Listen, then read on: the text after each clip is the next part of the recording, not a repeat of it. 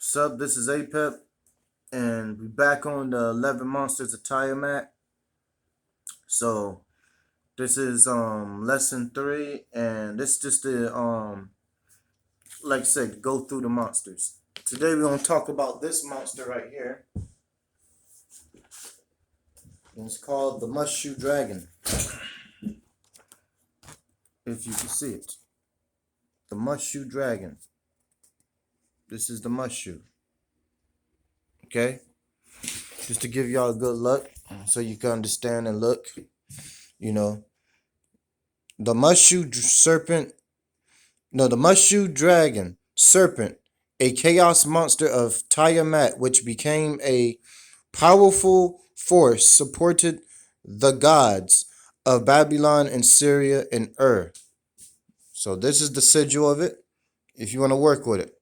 You know what I'm saying? Like I say, all these planets are interchangeable, but I work with it with Mercury on the clip-off, on the Sifra of Samael. And like I said, I'll give it a good read. Just read for a bit. For those that don't have books, you know what I'm saying? Because, you got people in different countries and shit like that ain't got books. But you also, to give you an understanding of this energy, so we're going to read this, okay? So, the Mushu is a terrifying serpent, is one of more well-known chaos monsters of the army of Tiamat and Kingu. A monster created by Tiamat, the Mushu is a composite beast, which is a serpent dragon with a lion's head.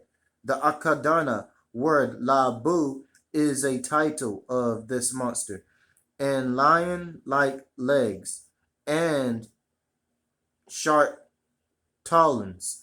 This image is from the Proto-Literature period, and after the Mushu is depicted with more snake aspects on the gates of Babylon. The Mushu is shown as a guardian and a patron dragon of Marduk, who assumes mastery of this monster.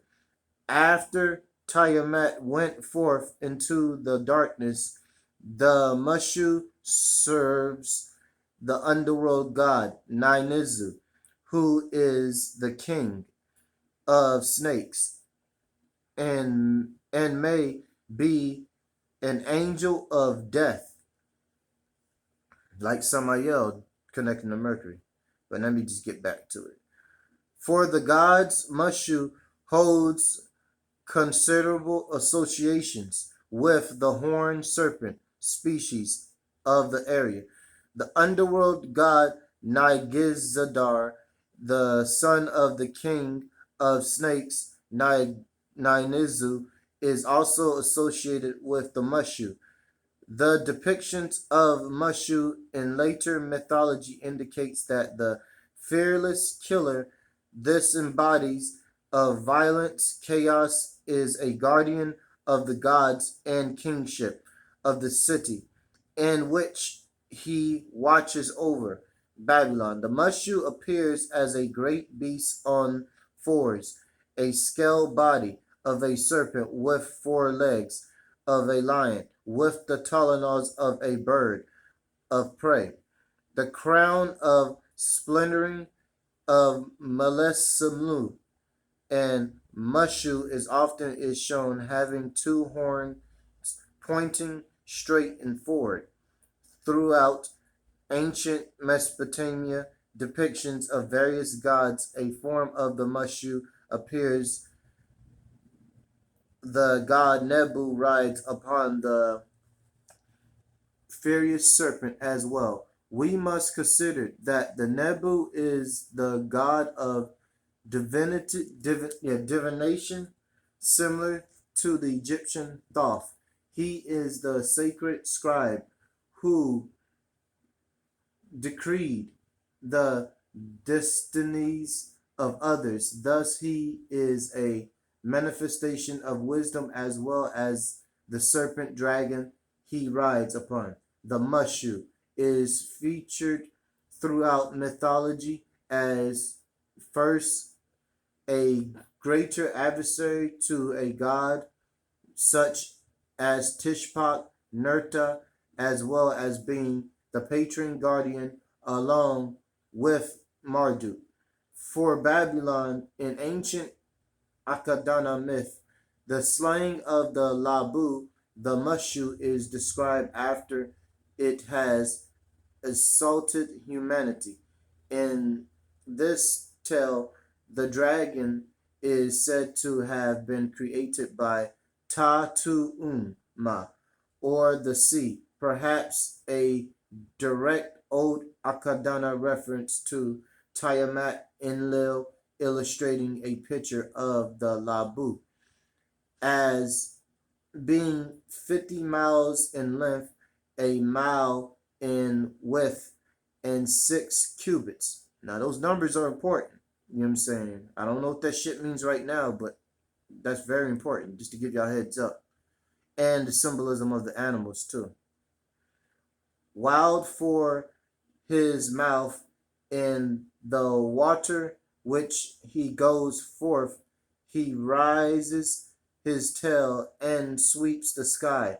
All of the gods in the heavens were very afraid, where he sees a direct association in how the Mesopotamian myth influenced the later Hebrew scribes composed into Revelation 12, verse 4. His tail sweeps a third of the stars out of the sky and flung them to the earth. See, like I said, a lot of this stuff, they stole this from other mythology, Christianity. You could trace the origins back to it, you know what I'm saying, and Catholicism and stuff. You could trace all that back to Egypt, Babylon, Gnosticism, and a couple other shit too. You know what I'm saying? Greek mythology too, just like Lucifer. Lucifer's Prometheus. So it's just a whole bunch of stuff. But let's get back to it. And the battle which ensued between Tishpak and Labu, the serpent dragon created a violent storm, a power constant with the gods and demons of Mesopotamia, as the Labu is called the offspring of the river. Tishpak is called Abarak, Tanamenta. I probably butchered that. The steward of Tiamat, and is considered an agent of hers. We find in a Erd incantation text that the Mushu dragon, a lion, lives in the midst of the sea, drawing an interest associated with the Judeo-Christian symbolism as well. The type of Mushu or Mushu is found as a major foundation for the gods to be depicted on, demonstrating a powerful and commanding nature. Demonstrating a powerful and commanding nature. Now, the word that I let me go back and find that shit. Tiatim, it's Tiamtim, just in case it's important in your research. I will say it again. Tiamtim.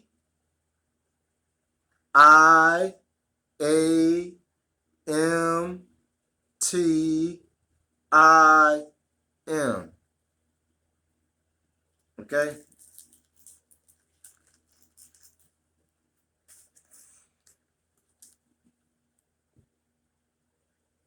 The Mushu may be invoked as a motivation symbol as his form relating to the power on earth, considering that the primordial force is willed by the victor.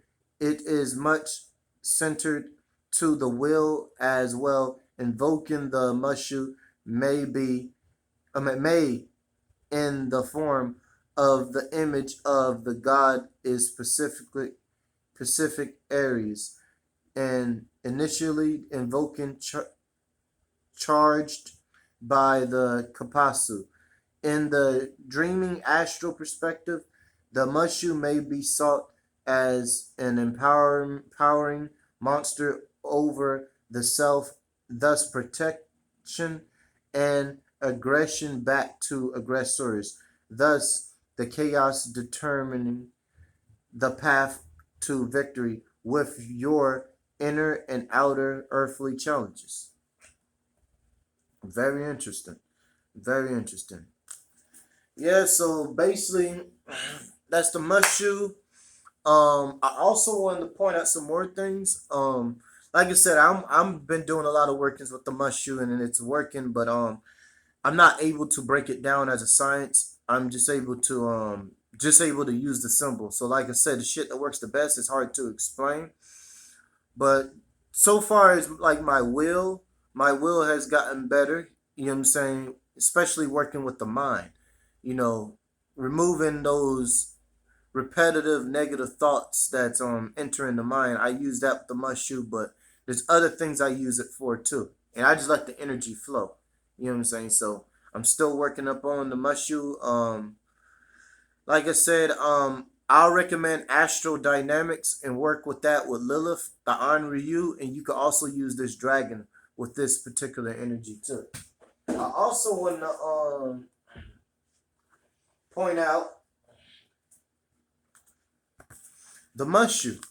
It has its legs like an eagle at the back. So the symbolism of the eagle is dealing with authority, spiritual power, ascension, victory, courage, pride, strength, and spiritual instinct.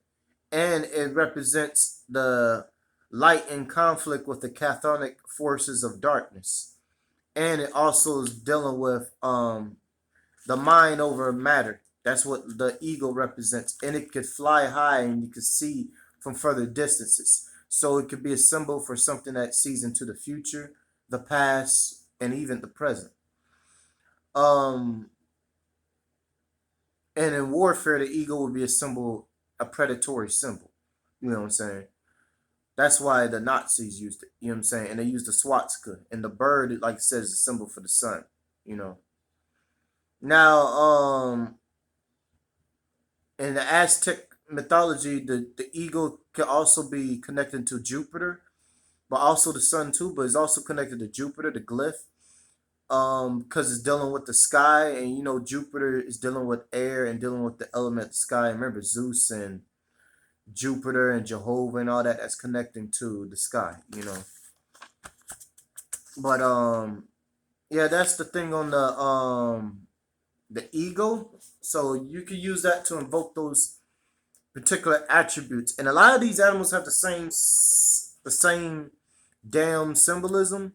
So I would recommend a person to use more than one just to see which animal zoo type resonate with you. Because if a lion doesn't work for you for courage, you might need to use a different animal. You know what I'm saying? But speaking of lion, let's talk about the lion. So the lion is also another animal that's associated with the Mushussu dragon, and that's dealing with the solar, the sun, and like I said, what I was talking about with these monsters on the clip off, they're all interchangeable. They're all interchangeable. So they're all interchangeable. So I would recommend yeah, someone tried to call, almost fucked up the video. But all these spirits and monsters that's dealing with the 11 powers of Tiamat are interchangeable. Yes, so you're gonna see its solar attribute if you move it to the Sifra of Belphegor. But the lion, like I said, is a power of the sun, is dealing with power, strength, might. Um, the lioness can also be associated with the moon and the Great Mother, which is dealing with Sekhmet again, and Sekhmet Lilith has a connection to Sekhmet. I ain't gonna say Sekhmet has a connection to Lilith because Sekhmet is older, but and the goddess drawing their chariots and representing of nocturnal instinct and of the earth. Now we know the nocturnal earth is connecting to Lilith and the clip off. You know, there was a book on there was a book that had the clip off in the Kabbalah, but I forgot the name of it, man. It had a serpent and it's a red serpent and it has a blue background and there's one with a green background, but I forgot the name of it. Just type in clip off books, you would find it, and it's some European guy that put out a book on it. But I used the symbols out of it and it worked. Um and it's also the lion is also an emblem of the earth, you know, and that's also connecting to Ahriman in Persia because he's connecting to the earth, representing the earth. He's dealing with the element of earth and water, and you know the water is connecting back to the moon, like shows you the connection again. You know what I'm saying, which is very interesting. Now, Dionysus had 24 lions, along with leopards and cheetahs. Now, 24 is dealing with the backbone. And if you study Sekhmet, she's associated with the backbone. If you get a book called Egyptian Magic, it'll point out that reference to you. The gates of the temples and symbols of watchfulness and protection, and were represented in the Nile. So they used the lions to guard temples. You could go to China and they have something called the lion dragon, and they use those lions to guard temples. Even in Persia, you see that they use the lion as a guardian. You know what I'm saying? And you could use all types of lions. You could use a chimera. You could use all types. Piazza bird. These are different aspects of the same energy. You know, and a lion was the guardian in the tunnels through which the sun passed at night. Okay. And out of this book, it's called the Dictionary in Symbolic and Mythical Animals. I had to underline this shit just to get your understanding. So passing through the tunnels of light, that sounds like the tunnels of Set, but also them same tunnels could actually be when you was a sperm egg and you came into this world. Because if you look at the head of the sperm egg, if you look at the sperm, right, and you look at the head of the lion with the body of a snake, known as an archon or yabota, that's also what that symbolized. You know, again, you know, passing through the tunnels of night. You know, very interesting. And it was also connected to Sekhmet, and she's dealing with vengeance. And you know, vengeance is not revenge. Revenge is going back and getting someone that did something to you. Vengeance is setting shit right. Basically setting stuff. Yeah, setting shit right. Basically, like someone smack an old lady and you gonna smack the guy. That's basically what vengeance is dealing with. You gonna go and protect that person. You know what I'm saying? So, like I said, lion's a protector. You know what I'm saying? It is also an emblem of sovereignty and strength and courage. And it also was connected to Negrel. I also forgot to mention that it's connected to Negrel, the god of war and death. And the lion is also associated with the sun coming out in the afternoon in the summer. That's also what the lion represents in dealing with the heat waves. You know, if you want to work with heat waves, I will recommend Sekhmet, Negrel, or get you a red devil and put it towards the south. Well, really, the north is actually the south, and the south is actually the north. So, really, the north, facing the north, the modern day north. You know what I'm saying? Like I said, north and south is interchangeable. You know what I'm saying? East and west is really the same, but you know. Then, and it's portrayed as a lion in a hostile aspect of scorching, destructive power of the summer sun, just like I just mentioned. The weather the weather god of the Hittites had a lion drawn on the chariot, and the great mother rides a lioness. A lion is often depicted standing below, and the pedestal. I butchered this fucking word. Damn, pedestal of the deities. There we go. There we go. Pedestal of the deities. And the lion was also a guardian of the north, representing the Durga as destroyer of demons, and is attributed to the diva. A lion and a lioness together symbolizing Shakti, with the lion as the supreme lord and the lioness as the power of the uttering word. So they got words of power, I guess. The roar, I guess, because the roar is dealing with sonic power. So there we have it. And like I said, diva, the word devil comes from the word diva, which means goddess. And also, if you when they talk about Durga, Durga is also dealing with the Persian stuff. And remember, Ahriman is connected to Bilia. Well, Bilia is connected to Ahriman. Let me refer that because Ahriman's older. Bilia is connected to Ahriman, and he's associated with the north.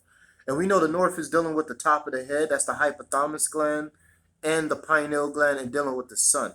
And if you look at the way your hair is, our afros, the way we have our curls from our own melanin, is just like the lion. It's the lion. Our hair is in the shape of a mane. If you have in the form of an afro, you know what I'm saying. And the afro represents the sun. So back to the Mushussu. The Mushussu is dealing with the Sifra, and now I just explained the different attributes of the Mushussu that you can tap into when you light a candle or do your rituals with it. So there you go. And you have a great day. Y'all stay strong. Y'all be safe.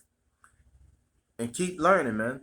Like I said, you use this symbol to overcome obstacles, whether it's physical or mental. You know what I'm saying? And to get rid of habits. To get rid of these things that are taking place in your life. So you just keep on doing it. I also forgot to mention is the tail of the Mushussu also looks like a serpent. You know what I'm saying? I forgot to tell you that. And he also has his horn is also counterclockwise, and that's also in tuning with nature. Because counterclockwise stuff is dealing with nature. Flush the toilet in this hemisphere, and you see. If you live in America, if you're in the southern hemisphere, down past the equator of this earth, whether you consider it to be round, flat, or a dome, basically, it goes clockwise when you go past it. But the other side is counterclockwise. So, like I said, this is our friend the Mushussu right here. Again, and y'all just keep doing what y'all doing, and y'all can tap in. Y'all be safe.